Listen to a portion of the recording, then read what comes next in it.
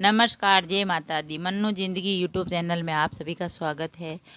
Friends, हम जानेंगे कि राजा दशरथ के मित्र जटायु के संबंध में 8 रोचक तथ्य। जो मित्र था जटायु, उसके बारे में हम आपको 8 रोचक तथ्य बताते हैं। अयोध्या में राम मंदिर में राम लल्ला की प्राण प्रतिष्ठा से पहले जनपद की सीमा में गिद्धों का झुंड दिखाई दिया है, तो लोग इसे गिद्धराज जटायु भी मानते हैं। तो इस शुभ संकेत भी माना जाता है। तो गांव वालों का कहना है कि पिछले 20 वर्षों से हम लोगों ने इलाके में गिद्ध नहीं देखे। तो जटायु की ऐसी कहानी जो हम आपको बताएंगे। तो अरुण के पुत्र और भगवान गरुड़ के भतीजे थे जटायु। संपाति के भाई और दशरथ के मित्र थे जटायु। जटायु को श्री राम की राह में शहीद होने वाला पहला सैनिक माना गया। कौन थे जटायु? रामायण काल में पक्षियों की महत्वपूर्ण भूमिका रही है। एक और जहाँ कोए के आकार के काक और भुसुंडी की चर्चा भी मिलती है, दूसरी ओर देव पक्षी गरुड़ और अरुण का उल्लेख भी मिलता है। गरुड़ ने भी श्री राम को नागपाश मुक्त कराया था। इसके बाद संपाति और जटायु का विशेष उल्लेख मिलता है। जटायु को श्री राम की राह में शहीद होने वाला पहला सैनिक माना जाता है। जिस समय रावण माता सीता का हरण कर आकाश मार्ग से लंका की ओर पुष्पक विमान से जा रहा था, तब जटायु ने रावण को चुनौती देते हुए सीता जी को छुड़ाने के लिए रावण से संघर्ष किया। रावण ने अपनी तलवार से जटायु के दोनों पंख काट दिए। जब राम सीता की खोज में दंडकारण्य वन की ओर बढ़े तो उन्हें घायल अवस्था में जटायु मिला। घायल जटायु ने ही बताया कि रावण सीता जी का हरण कर दक्षिण दिशा की ओर ले गया। उसके बाद जटायु ने राम की गोद में ही प्राण त्याग दिए। जटायु के मरने के बाद राम ने उसकी वही अंतिम संस्कार और पिंडदान किया।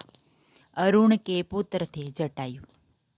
वाल्मीकि रामायण में संपाति और जटायु को किसी पक्षी की तरह चित्रित नहीं किया गया, लेकिन रामचरितमानस में ये भिन्न है। रामायण के अनुसार जटायु गृध्रराज थे और वे ऋषि तक्षर्य, कश्यप और विनीता के पुत्र थे। गृध्रराज एक गिद्ध जैसा आकार का पर्वत था। राम के काल में संपाति और जटायु नाम के 2 गरुड़ पक्षी थे। ये दोनों ही देव पक्षी अरुण के पुत्र थे। गरुड़ भगवान के भाई अरुण थे। प्रजापति कश्यप की पत्नी विनीता के 2 पुत्र हुए, गरुड़ और अरुण। गरुड़ जी विष्णु की शरण में चले गए और अरुण जी सूर्य के सारथी हुए। संपाति और जटायु इन्हीं अरुण के पुत्र थे। कहाँ रहते थे जटायु? संपाति और जटायु 2 गरुड़ बंधु थे। संपाति बड़ा था और जटायु छोटा।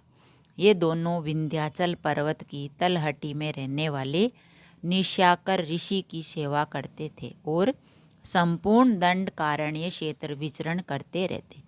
एक ऐसा समय था जब महाराष्ट्र, मध्य प्रदेश और छत्तीसगढ़ में गिद्ध और गरुड़ पक्षियों की संख्या अधिक थी, लेकिन अब नहीं।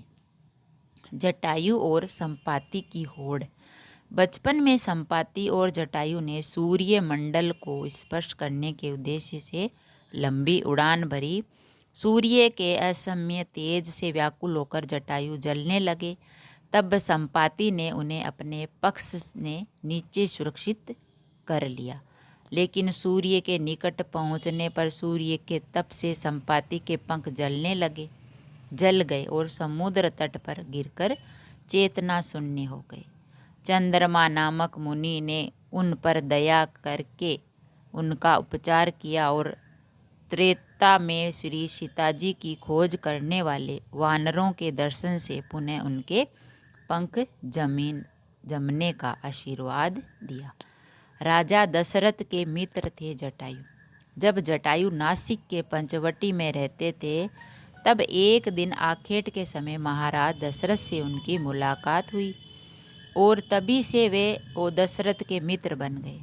वनवास के समय जब भगवान श्री राम पंचवटी में पर्णकुटी बनाकर रहने लगे, तब पहली बार जटायु से उनका परिचय हुआ। संपाति ने सैकड़ों किलो मीट से माता सीता को देख लिया था। जामवंत, अंगद, हनुमान आदि जब सीता माता को ढूंढने जा रहे थे, तब मार्ग में उन्हें बिना पंख का विशालकाय पक्षी संपाति नजर आया, जो उन्हें खाना चाहता था। लेकिन जामवंत ने उस पक्षी को राम व्यथा सुनाई और अंगद आदि ने उन्हें उनके भाई जटायु की मृत्यु का समाचार दिया। यह समाचार सुनकर संपाति दुखी हो गया। जटायु का तप स्थल जटाशंकर जिले की तहसील, मध्य प्रदेश के देवास जिले की तहसील बांगली के जटाशंकर नाम का एक स्थान है, जिसके बारे में कहा जाता है जटायु वहाँ तपस्या करते थे।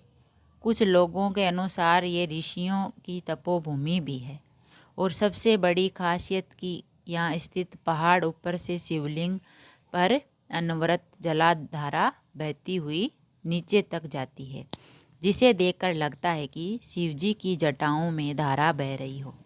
इस कारण नाम जटाशंकर रखा और फिर उनका नाम है जो जटाशंकर रखा।